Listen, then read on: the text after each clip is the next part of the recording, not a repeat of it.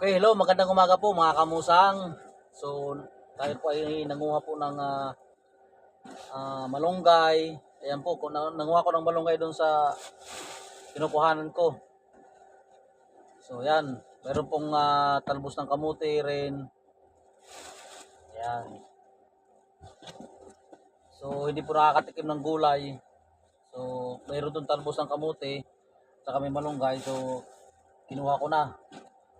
So, para mamaya, pag uwi, meron tayong may isda ko doon. So parang lagyan ko siya ng ng sabaw.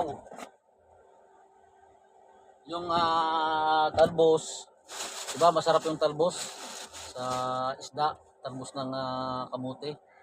At saka may tawag dito. Meron tayong